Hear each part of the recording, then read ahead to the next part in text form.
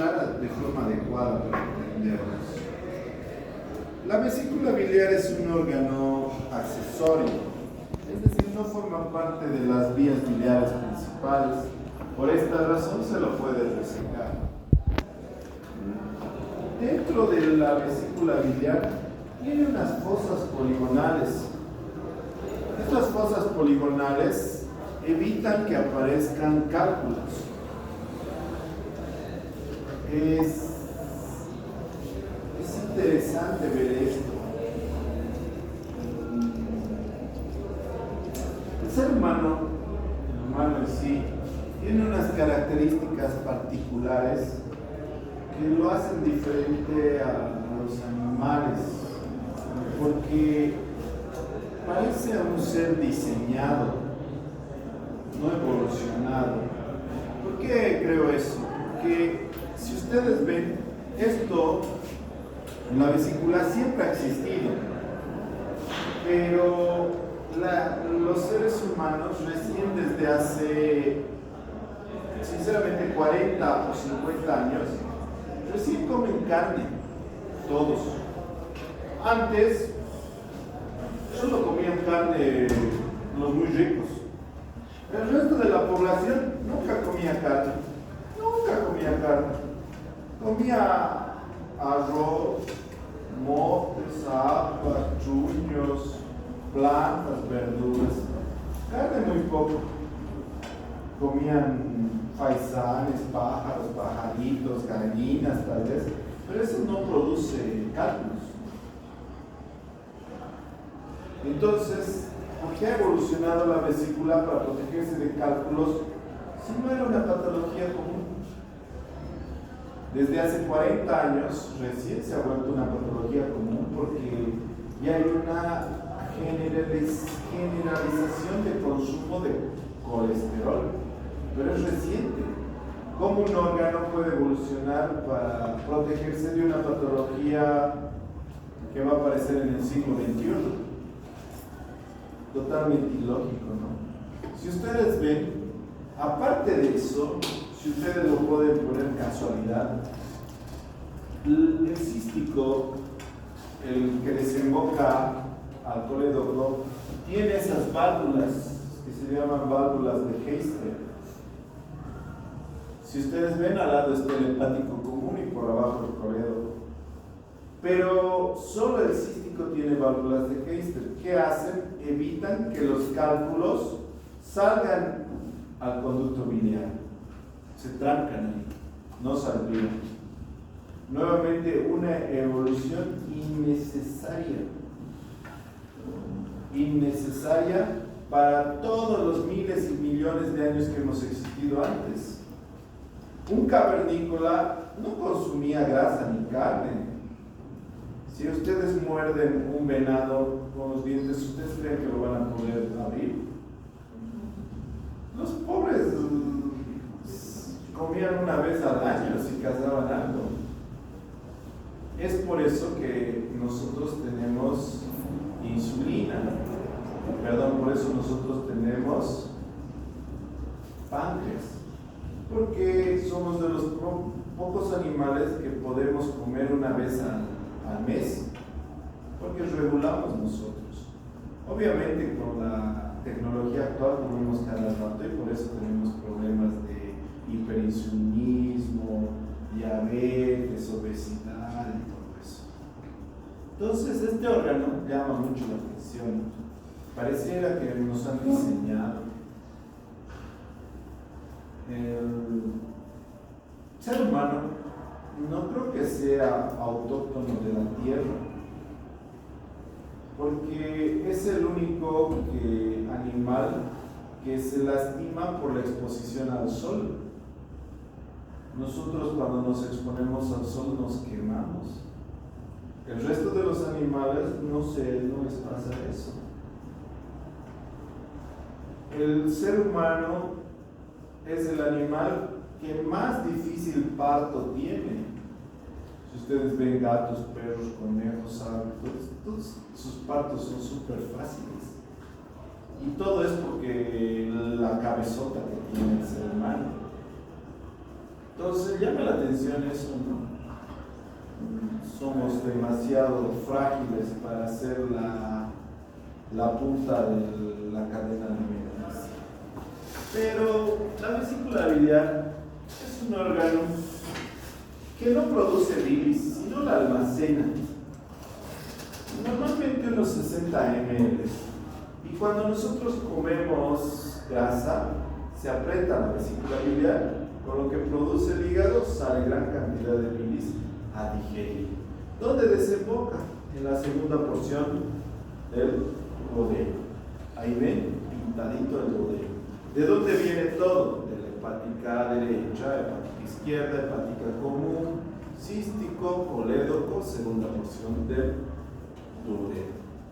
Entonces, yo estoy apuntando y no me dicen que hepático derecho, hepático izquierdo, hepático común, cístico, colédoco, segunda porción del duodeno. Exceptuando la parte del cístico y de la vesícula biliar, el resto de los conductos son vías biliares principales. Solo el hecho de lesionar cualquiera de esas vías biliares automáticamente te han reducido 10 años. No importa si lo reparo. Si yo por accidente corto tu colédoco, tu hepático o algo, automáticamente has perdido 10 años de vida. Si tenías que vivir hasta los 80, vas a vivir hasta los 70. A pesar de que reparo. Son tejidos que reaccionan muy mal a la lesión. Cicatrizan estenosando, cicatrizan con cicatrices redundantes que obstruyen y hacen que tu hígado funcione mal, que tu bilis salga mal. Entonces automáticamente por ahí esos 60 motivos te reduce tu expectativa de vida 10 años. Es importante recordar que es fácil identificar dónde está la vesícula biliar. Topográficamente trazamos una línea de la axila a la cicatriz umbilical. Esta línea donde se cruce con el reborde costal se llama punto cístico y ahí está la vesícula biliar. Irrigada por una arteria, que es la arteria cística, que viene como rama de la hepática derecha. Tiene variaciones anatómicas. Y este órgano accesorio tiene muchas variaciones anatómicas, tanto en su conducto biliar como en el número de arterias. Pero todo eso está cubierto por una grasa. Entonces, cuando vos operas la laparoscopía, a veces te puedes salir con sorpresas. Eso es lo que las personas no entienden. Es decir, las complicaciones operatorias no son porque el médico no sabe, no es capaz, sino cada alteración morfológica que hay en el paciente y no se puede saber. Por ejemplo, aquí vemos un cístico grueso y tortuoso, aquí vemos un cístico largo, aquí vemos un cístico pegado al colédoco, aquí hay ausencia del cístico. Incluso en la operación puedo cortar el colédoco pensando que es el cístico, porque todo está cubierto de grasa. Además de eso, hay otras vesículas más raras, como ser doble vesícula, vesícula ectópica, vesícula intrahepática, es decir, está dentro del hígado, no está por fuera. O al final, agenesia de vesícula. Ninguna de estas lo he visto durante las cirugías. He visto una que era vesícula casi intrahepática, es decir, estaba tan adentro del hígado que se veía un poquito de la vesícula hacia afuera. Ese poquito me ha permitido entrar por debajo y sacar la vesícula. Si hubiera estado cerrado todo, hubiera sido mucho más difícil. Pero aparte de eso, no hemos visto otra vesícula extraña. Bueno. ¿Cuál es la patología que más frecuentemente aparece en la vesícula biliar? Es el GAP. ¿Qué es lo que pasa? La bilis es un equilibrio entre sales biliares, agua y lecitina con el colesterol. Cualquier exceso de uno de estos componentes o falta desencadena la formación de cálculos. Es decir, bacterias, desechos, moco, pigmentos, sales de calcio, saturación de colesterol, desencadena aparición de cálculos. Ahora no sabemos muy bien por qué en algunas personas aparece un cálculo grande y en otros aparecen cálculos múltiples pequeñitos, siendo los cálculos pequeños los más peligrosos. ¿Por qué? Porque el cálculo pequeño migra al coledo y da pancreatitis. La vesícula te puede dar colecistitis o colecistitis crónica litiásica reactivizada, pero la vesícula tiene forma de pera, así que espera, no hay mucho problema. Es una patología local, no te va a matar. La vesícula normalmente no mata, es una baja mortalidad. Las pancreatitis, a diferencia, son mucho más severas. Tiene factores predisponentes más comunes en las mujeres, por la obesidad, estrógenos, embarazo, edad avanzada, es muy común. Y la presencia de cálculos es muy antigua. Pero como ven en Reyes, en una momia egipcia se han encontrado cálculos biliares, porque obviamente la momia comía carne. El resto de los pobladores ni siquiera conocían que era carne. Y además que no extrañarían, ¿no? Todo es aprendido.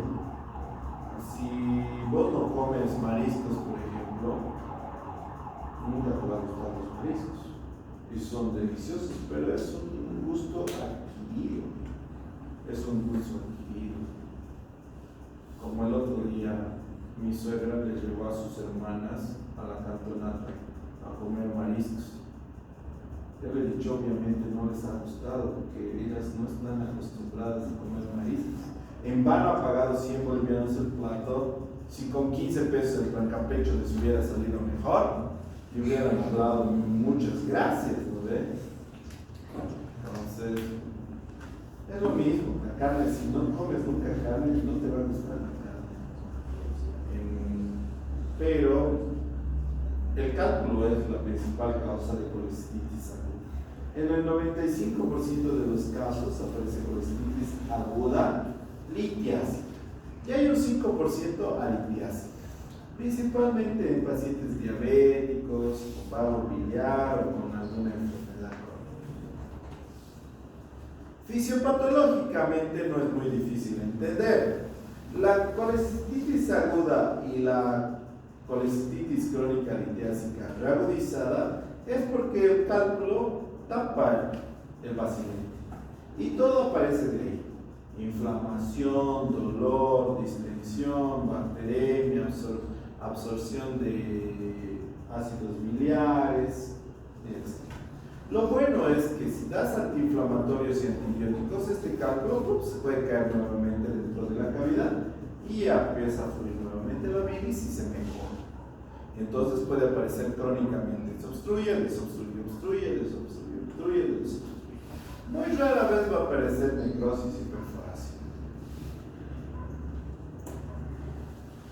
Incluso se habla de que muchos pacientes tienen obstrucción de la vesícula biliar y no tienen síntomas. 20 a 40% son asintomáticos.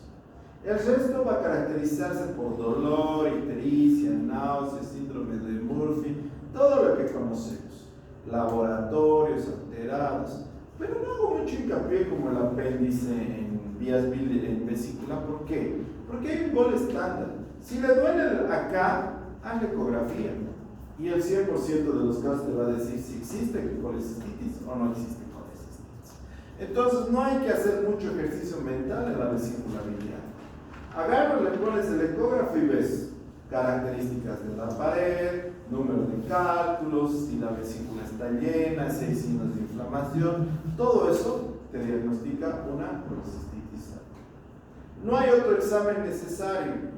Puede haber colangiografía, colangiogamografía, colangiografía oral, pero no. Solamente yo te pediría TAC cuando opero, por ejemplo, una señora de 60 años, porque sé que el cálculo lo tiene hace 20 años y sé que obviamente va a ser complicaciones Entonces puede hacer fístulas, comunicación anómala, síndromes de Caroli y otras cosas. Diagnósticos diferenciales con todo lo que tenga que ver estómago. Gastritis, úlcera gástrico, úlcera duodenal, pancreatitis aguda, hepatitis C, perihepatitis, insuficiencia cardíaca. Las complicaciones sin tratamiento van a ser normalmente fístulas. Menos de las complicaciones se perforan y puede dar algún tipo de molestia. Ni siquiera la vesícula biliar perforándose nos da mucho problema porque no son bacterias muy agresivas, no son pseudomonas, Klebsiella, Escherichia coli, bacteroides, no son. Son bacterias más tranquilas. El tratamiento. Primero haces tratamiento médico, hospitalizas al paciente, NPO, líquidos, analgésicos, antiespasmódicos, antibióticos. Y C. Obviamente al paciente hay que ofrecerle, mejor es operar en una vesícula en frío que operar en una colecistitis. Actualmente tenemos el único procedimiento curativo es la colecistectomía, ya sea laparoscópica o abierta. Obviamente la laparoscópica tiene súper ventajas porque el paciente se va a los 2 días, mejora y retorna ya casi curado. Mientras la colecistectomía abierta, sí, como es una herida grande y subcostal, molesta un poco al paciente, la respiración, movilidad y todo eso. Rara vez empezamos con colecistectomía abierta. El 99.9% de las veces empezamos por colecistectomía laparoscópica. Ahora, si se complica, convierto, es decir, cambio a colecistectomía abierta. Unas 2 o 3 veces en mi vida he tenido que cambiar, entonces el rango de complicaciones es muy poco. Hay médicos que no hacen colecistectomía laparoscópica y les hacen creer a los pacientes que es mala la cirugía. No tiene que ver nada el tipo de cirugía. Igual saco la vesícula, igual saco las piedras. No es que lo dejo la vesícula y la veo. Vamos a ver algunos tipos de colecistectomía.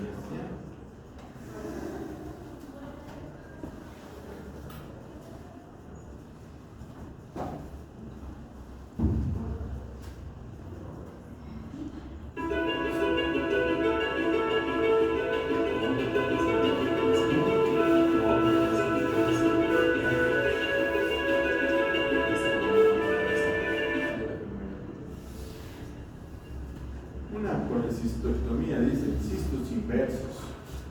Interesante. Está al revés. Han visto el corazón, estaba al otro lado, ¿no? Entonces entramos a la cavidad abdominal y vemos el hígado. Normalmente, si el paciente no ha hecho muchas colecistitis crónicas reagudizadas, no hay muchas adherencias a la vesícula. Si ha hecho varios cuadros, todo el epiplón mayor está pegado.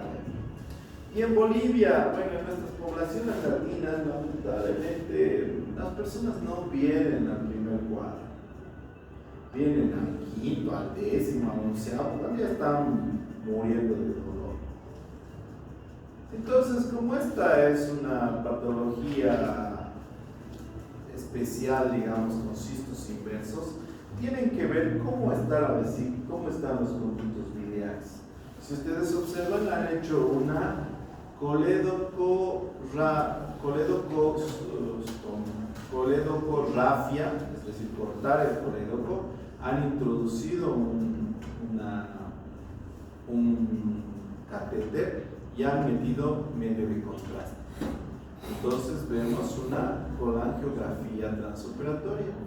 Aquí vemos el colédoco que está normal y que desemboca en la segunda porción. Es decir, a pesar de que sea cistos inversos, todo parece estar normal. Veamos una colecistectomía.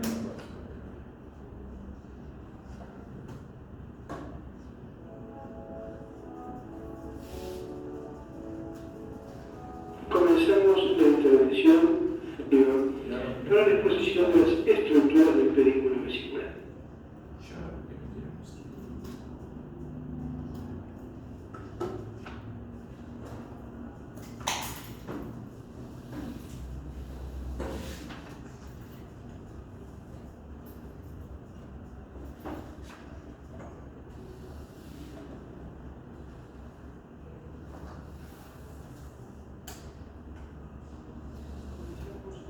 presión, colocando un trocar subumbilical, un trocar epigástrico y dos trocas en el hipocondrio derecho por debajo del rebote.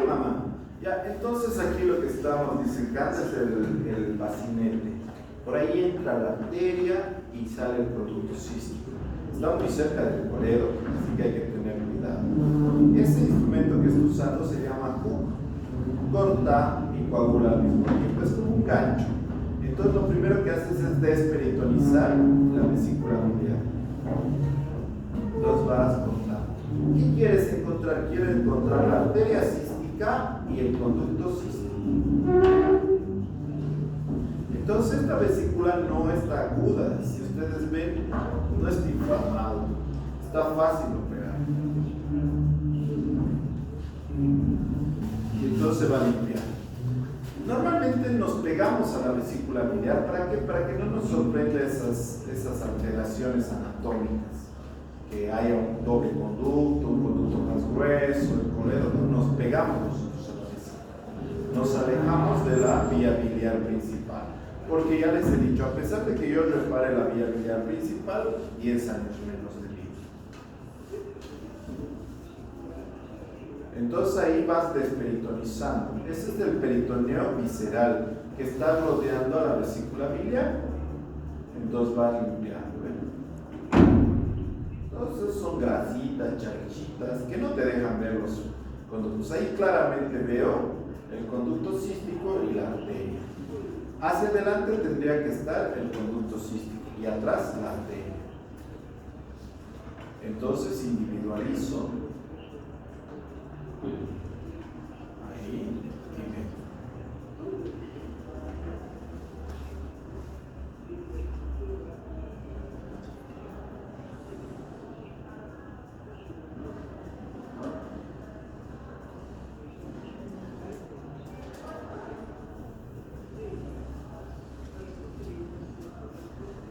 Ahí está, el conducto cístico adelante y la arteria cística atrás. Entonces se pone clips.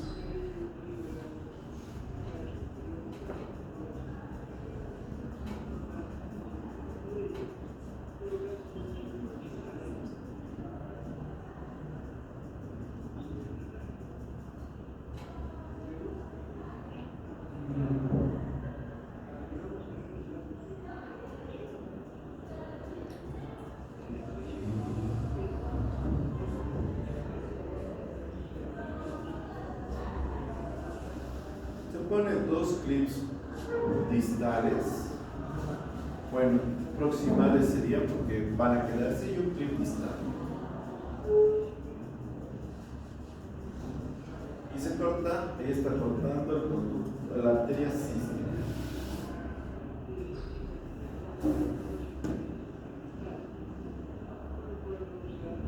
Se corta con calma, tratamos de ver.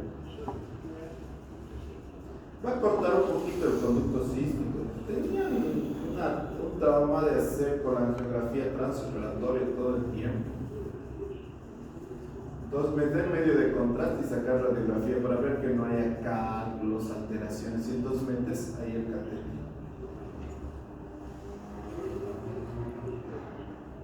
No es tan fácil meter el catéter por las válvulas de Heister, ¿no?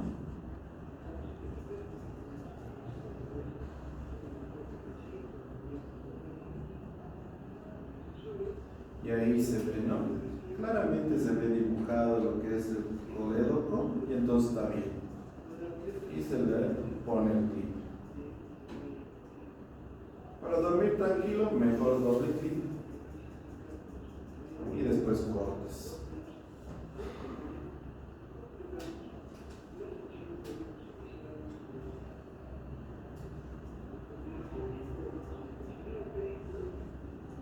Y se continúa desperitonizando hacia la base del apéndice, hasta el fondo del apéndice. Tienes que cortar entre el hígado y la vesícula.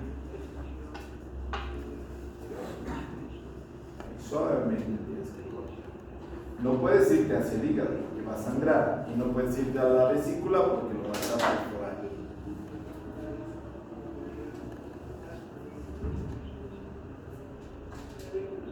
una grasita, no hay que jalar mucho, con calmita hay que ir.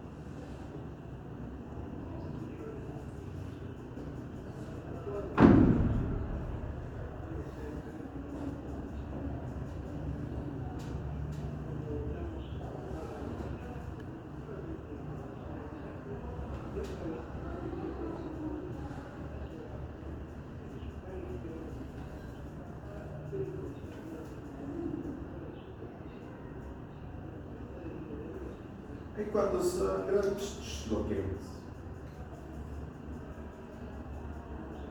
El hígado, como sabemos, no es que se va a sangrar poquito, es por eso que no nos acercamos. Sangra bastante. Y a veces convertir, es decir, hacerle una incisión nada más porque el hígado está sangrando, es un problema.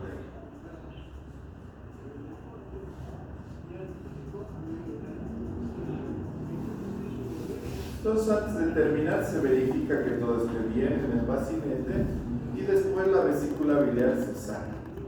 Si sale por el trócar, bien. Lo preferible es en un endocash sacar, porque si tiene piedras se puede romper y hacia adentro y de nuevo sacar todas las piedras sin problema. Entonces, es una colecistectomía. A ver.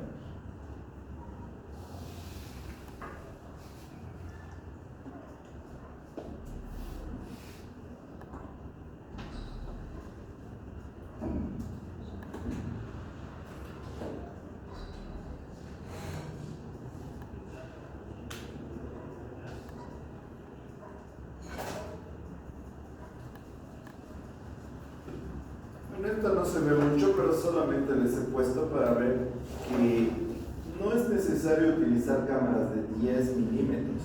Podemos utilizar cámaras de 2 milímetros o de 5 milímetros. Y con eso quedamos con cicatrices más pequeñas. Pero a veces el grado de dificultad que te genera este tipo de procedimiento no vale la pena. ¿Listo? Bueno chicos, no quiero cansarles, por eso dejamos vesícula fácil y rápido. Nos falta dos temas más que son páncreas y vaso, que son bastante cortitos, así que no nos hagamos mucho problema.